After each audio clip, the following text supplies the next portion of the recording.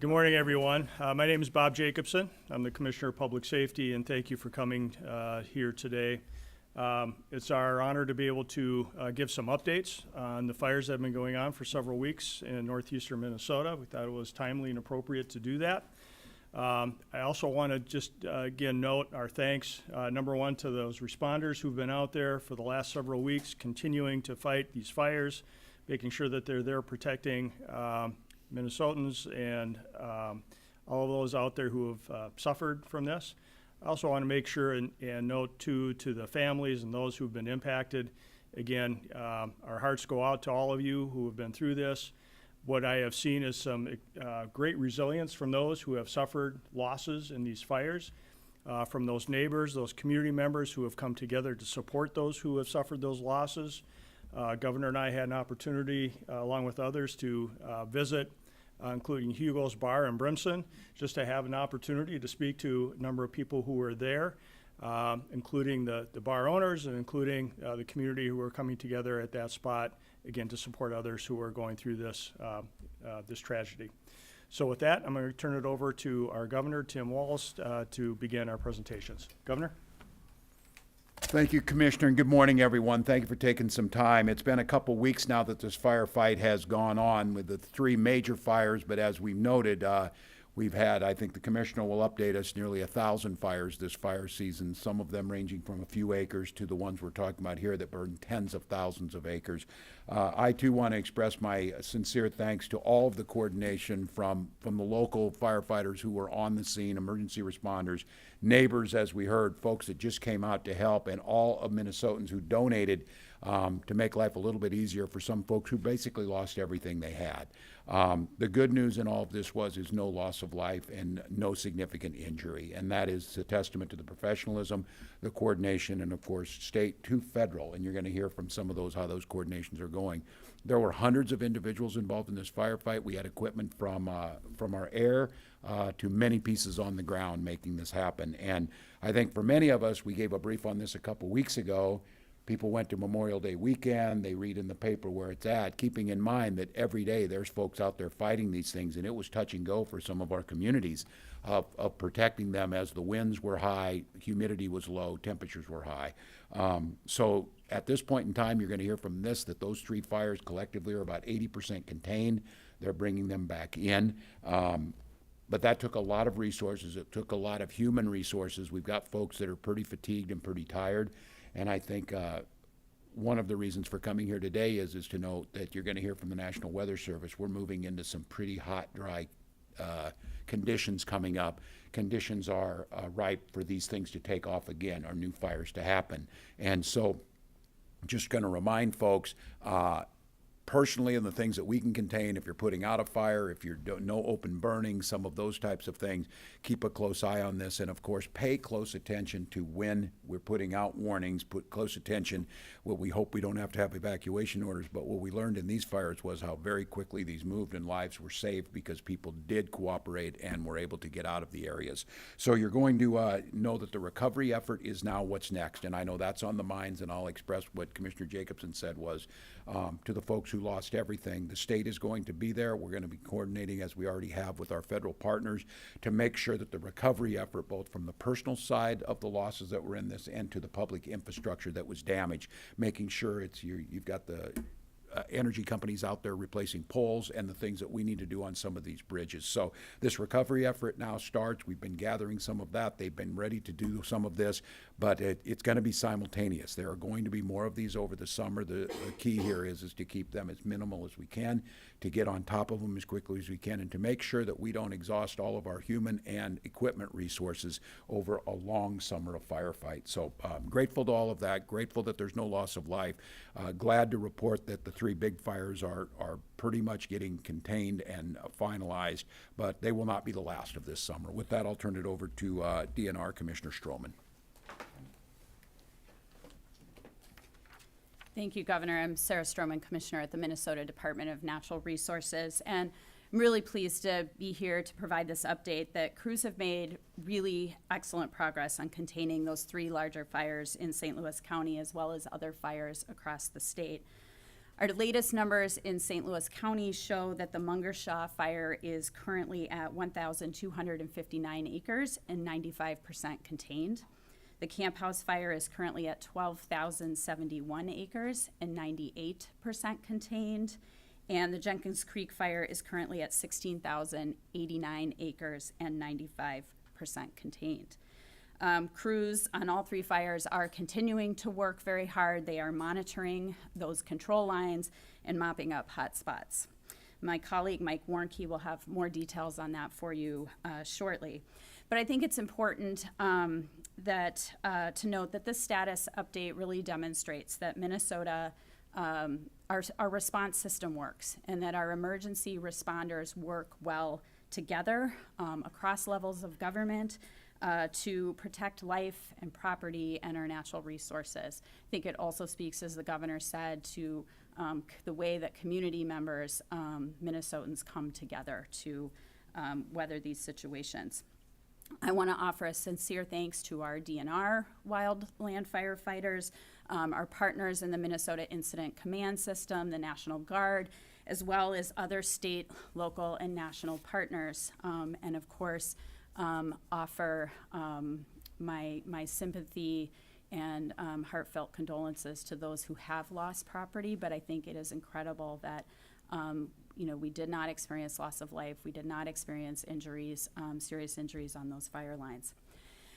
I'm also here to emphasize what the governor said, that our fire situation remains very dynamic and the risk of wildfires is still very high in parts of the state. In 2025, we have already had nearly 1,100 fires start in Minnesota for more than 48,000 acres. Our annual average is 1,172 fires, 1,172 fires, and 12,654 acres. So we are approaching that in terms of the number of fires. We are well over in terms of our annual average acres. So I'll emphasize that it is up to everyone, every single Minnesotan, to exercise caution and do our best to prevent wildfires, to prevent these kinds of situations that our friends up north have been experiencing. I'll urge Minnesotans to take burning restrictions seriously, to watch red flag warnings and take heed, and practice basic fire prevention skills, many of which can be found on our DNR website. So that we all work together as Minnesotans to reduce the number of wildfires and manage this risk together. Now for more details, I do want to turn it over to our Wildfire Administration Supervisor from DNR Forestry Division, Mike Warnke.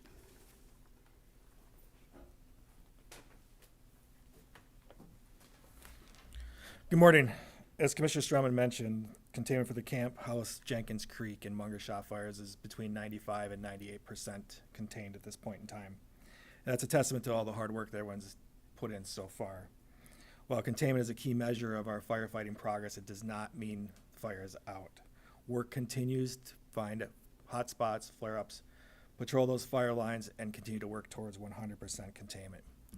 We sincerely appreciate all of the public's response, cooperation, and support by abiding by all the restrictions that have been in place around these fire incidents and that continue to be in place in parts of these incidents as this response continues to go forward. Currently, as of today, Minnesota DNR is managing both the Camp House and Mungershaw fire with resources locally within the DNR. The Jenkins Creek fire is being managed by a national incident management team in conjunction with Horse River fire, which is located in the Boundary Waters Canoe Area Wilderness, which currently is about 12 acres in size. Certainly, as others have said, we are truly thankful for all the many partners that have come together to help everybody manage this, including local fire departments, tribal partners, our state and federal agencies, as well as crews that we've been able to bring in from many other partner states across the country. The Minnesota DNR and the Minnesota Incident Command System have an outstanding track record of fighting wildfires over the years. And we're well positioned to continue to do this good work, strategically placing resources across the state in areas of the greatest need and ready at a moment's notice to deploy these resources to fight wildfires, regardless of the land ownership on the ground. Currently, luckily, fire conditions have decreased a little bit from where we were a couple weeks ago. With that being said, though, it is still extremely dry across the north and northeast, which has received little to no precipitation in these last couple weeks and primarily through the whole month. We're looking at a period where we think fire danger is going to increase this weekend. We're looking at warm temperatures, dry, and because these fuels in this area continue to be dry, it will continue to increase this weekend. People should expect the fire conditions to remain elevated until such time that we receive significant precipitation over a long period of time across all of the state, and especially across that Arrowhead and northern Minnesota area to prevent these fires. People should really do take care. Remember, anytime that you have a fire, always attend to it and make sure it's out cold before you leave, and then check it again. Most importantly, if you do see a wildfire, call 911 immediately. Please do not try to suppress it yourself. Leave that to the professionals to engage and take care of that. To learn more about what's coming up ahead of us for weather conditions over the next month here, which hopefully are improving, but we'll learn here in a moment, I'll turn it over to National Weather Service meteorologist Joe Moore. Thank you. Good morning.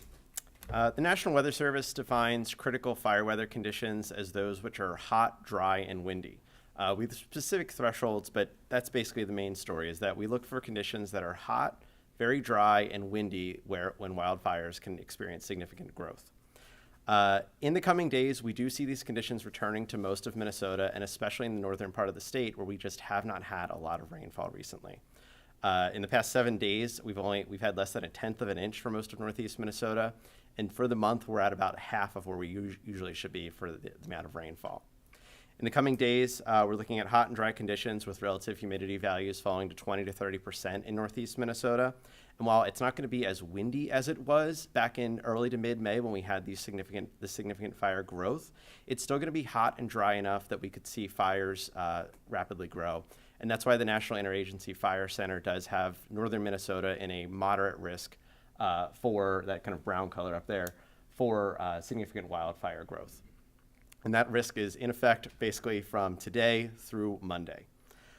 Next week, we do have some precipitation in the forecast, which is great news. We'll have a couple of rounds of showers and thunderstorms, and we're even tracking the possibility that some parts of Minnesota could even experience heavy rainfall amounts. However, it's really important that even if we get an inch of rain a week is about normal for this time of year. As we come into June, we need this normal amount of rainfall. And until we see above normal rainfall for a few weeks, we're not going to catch up on that rainfall deficit. And so in between the rounds of rainfall, we're still going to have periods where it is hot, dry, and windy, and conditions that could develop where wildfires could spread rapidly. Beyond the rainfall next week, we are looking at, for the month of June, temperatures remaining above normal. The odds look like it will stay in a pretty warm weather pattern through June and into July and August. Precipitation, there isn't a strong signal either way, so that means that we could see equal chances for above normal or below precipitation. But again, until we see that kind of inch a week that we need to keep the soil moist, to keep vegetation growing, we're still going to have these periods in between the rainfall where it could get hot, dry, and windy, and we could see these critical fire weather conditions resume. The National Weather Service is here to support all of our federal, state, tribal, and local partners. We do weekly coordination calls with the Minnesota DNR and our federal partners, and we also provide spot weather forecasts. We've provided hundreds so far this spring for the many wildfires and prescribed burns, and we are ready to support our local, state, and federal partners throughout the summer. That's all I have, and I'm going to pass it off to HSEM Director Allison Ferroli. Thank you. All right, good afternoon. As mentioned, I'm Allison Ferroli, the HSEM Director. And just going back to what Governor Walz mentioned in regards to recovery, we're getting to the point where these fires are being contained, but that doesn't mean this process is over. And, HSEM has been alongside the locals, the regionals, and other state partners as we've gone through this whole process over the last few weeks. But now that we're really moving into that recovery process. And one thing I want to remind everybody is that recovery is a marathon. And so this is going to be a process and a situation that's not going to be a sprint. It's not going to move fast. But we as HSEM are going to continue to be alongside St. Louis County and other counties that are impacted by these fires, along with regional, state, and federal partners as we go through this process. Also, as these fires are continuing to get more contained and that doesn't mean it's over, as I've mentioned. So now we are able to go through and do what we call preliminary damage assessments. And this is now where, because we are getting to that point where we can start really seeing the impacts and the damage that has been occurred by these fires, now that we can start taking that data, that information, and start really working with the local communities and figuring out what is the true impact, and then assessing the resources and the potential different types of recovery options that are going to be out there to support those that have been impacted by this. So as I mentioned, HSEM is going to continue to work alongside those that have been impacted by these fires, and hopefully we can see a nice calm summer. But again, we're not going anywhere. It is going to be a marathon through this recovery process. So with that, thank you. Well, thank you, Director. A huge thank you to everyone, state employees who worked on this, DPS, again, locals. And I'm just going to shout it out, much like insurance is always one of those things, you make your premiums and you wonder sometimes why you're doing it, and then when you need it, you're glad it's there. I want to give a big thank you to our federal partners at the National Weather Service, at the Forest Service, at Fish and Wildlife, at FEMA. Hasn't been a lot of love thrown around for federal employees recently, but I'm damn glad they're there, and they do professional work, and it makes a difference in people's lives. This is what it matters, so thank you for that. With that, any of us would be glad to take questions if you got specifics. Quinn Gorham, reporter for KPTC, Northern News Now, KUIC. Governor, I'm wondering if you could reflect on sort of the federal assistance that we saw through the course of this fire, and Yeah, I might how let that some of our compares to- partners who were able to see it come in, and we immediately, there's a process to this. I've said it before, and some of you have seen it during flooding when we come up here. We all get our binders out, and the binders are tabbed, and there's certain thresholds that get hit. The same thing is true of wildfires, and once the notifications went out, where we worked together with them, I think the biggest thing about these fires is a lot of this is taken on locally by the first responders who were there, and then the state resources come in. I'm not sure if Bob or anyone wants to say about what the requests were here, or Commissioner, of what came down. Yeah, so the question was about federal resources and how that process worked. And Mike might be able to provide more details as to the specific crews that came in federally, but I think it's important for folks to understand, and he alluded to it, as fires are small, DNR, as the state's wildland fire agency, will respond.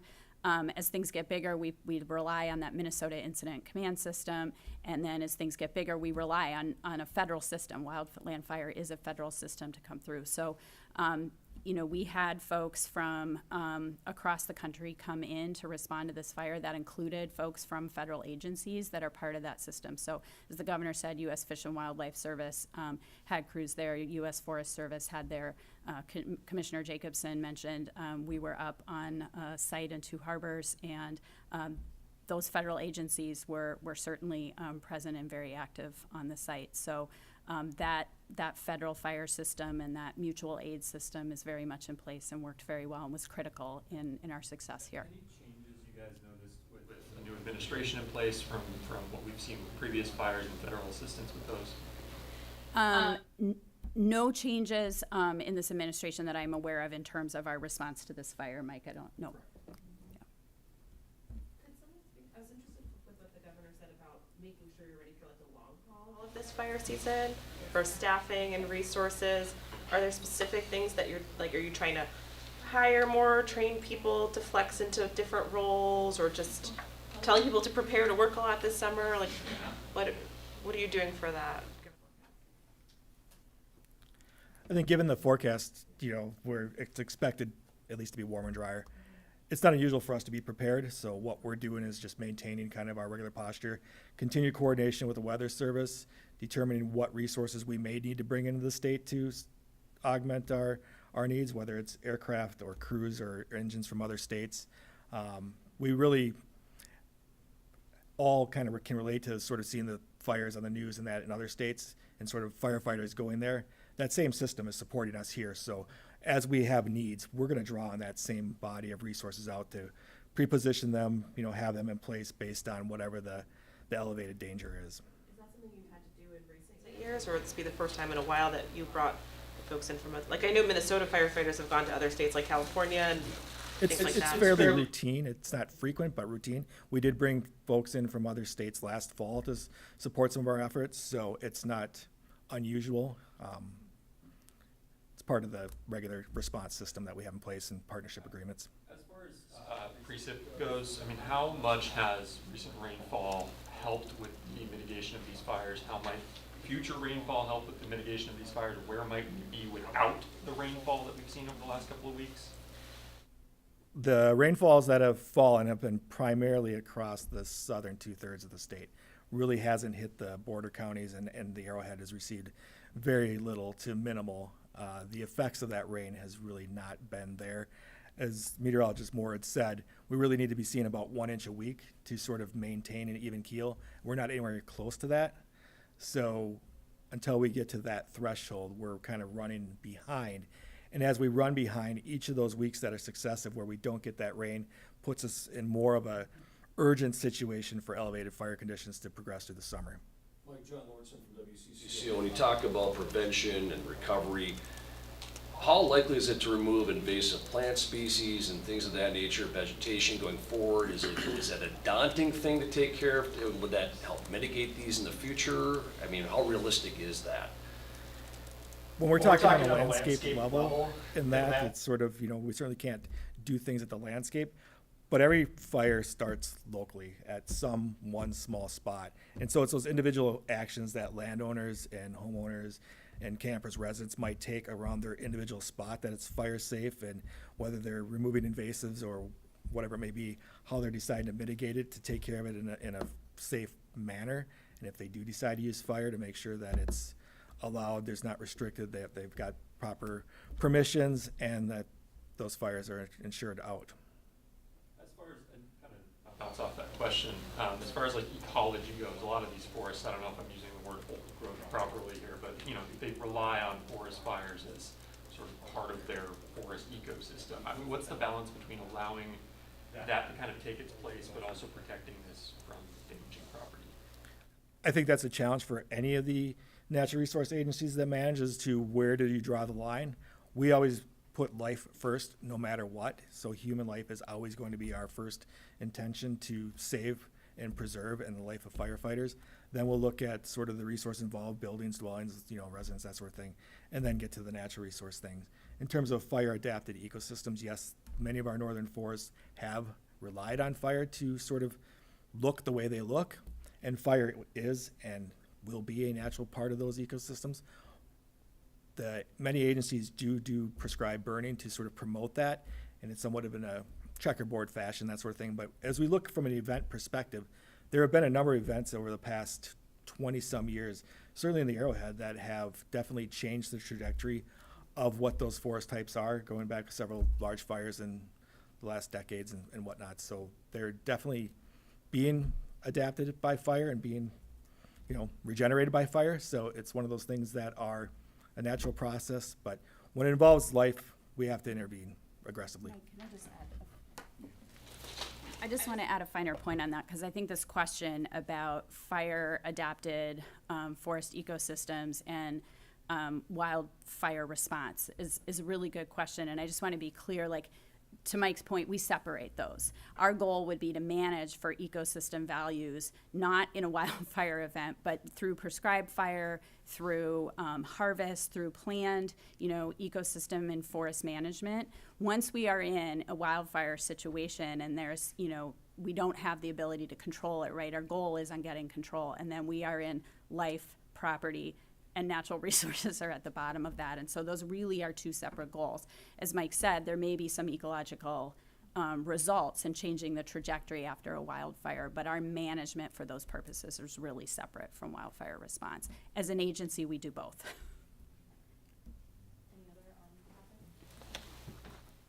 Well, again, grateful to everyone. These are all really good questions, forest management. And then the houses, it's really interesting to see on the micro scale of folks who trim back this stuff from their residents. And we noticed in Brimson there was one especially that the darking and the fire had burned, and it was just a clear line, literally 20 feet away from the propane tank and the house, which was untouched. The property was untouched all around it. It burned because that property owner had cut back, had managed it. So it's part of that. But we're grateful you're all here. I don't know if there's any off-topic quickly.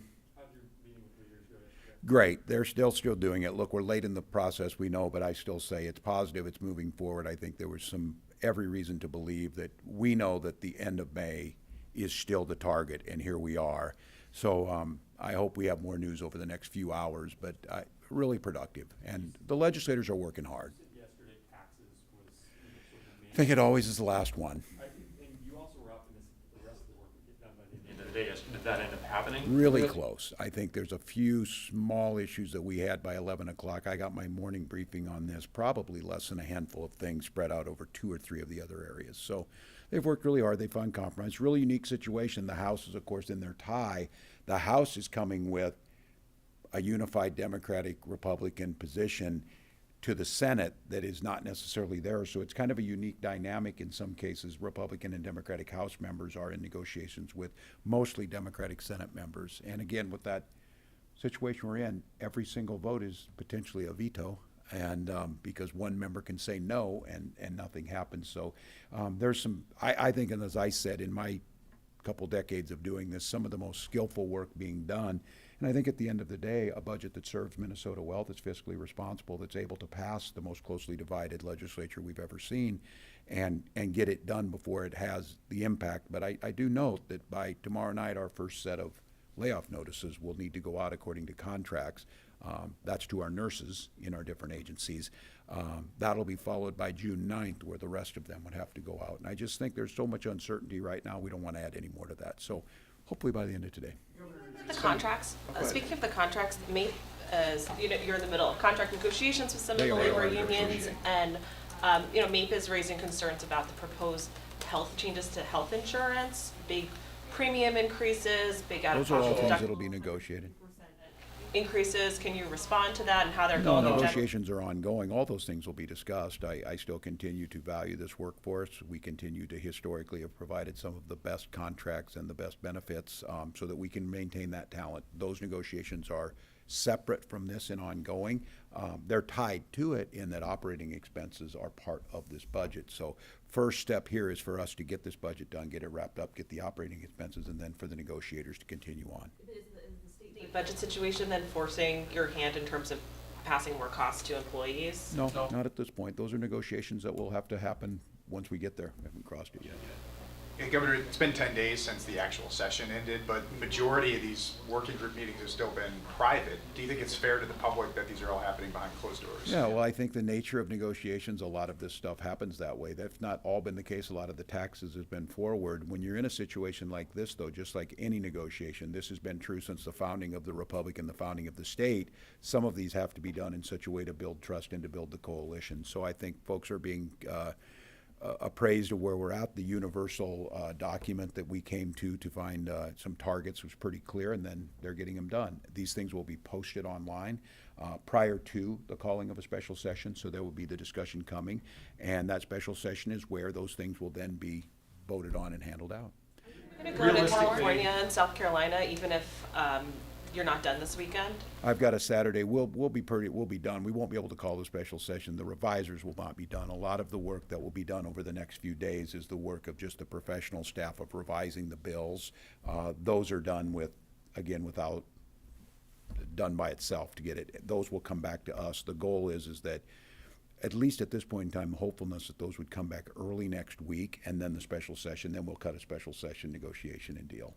So I think the goal is still early to mid next week to get the special session and done.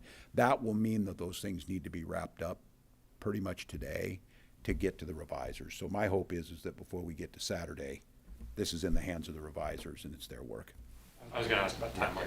That's what it's looking like. One last point of personal privilege before we leave is that our communications out of our office, a critical team member who has been part of that, and especially in emergency briefings, is leaving our office. A big thank you to Ellie Anderson for her work. I'm going to give you a shout out that she communicates with you. Ellie and her family are a big part of it. Her great uncle is Governor Anderson, and she is a talented piece of our communication team. So glad she's there. She works with all of you as your partners in, as you've said, informing the public. So thank you. Sure. The return, the partial return to office for state employees kicks in next week. Are your agencies ready to go? Everything, Yeah. a lot of, any accommodations or exceptions? Yeah, there for are that? those that are happening. We're troubleshooting some of those. I think as of last week, there were about 12 issues we were working on. Some of those are small things of where we're in construction in certain places, but I think for the most part, it's a go. We'll get them back, and as we've said, those are accommodations always like in any workplace situation. So we're confident we can get that done. So thank you all, and thanks to our team. Appreciate it. Thanks, Director. Thank you. Thanks, Joe. Appreciate it. Thank you. Hoping for rain. Yes. Thank you again. Commissioner, thanks. Thank you. We'll get the Pepin thing going.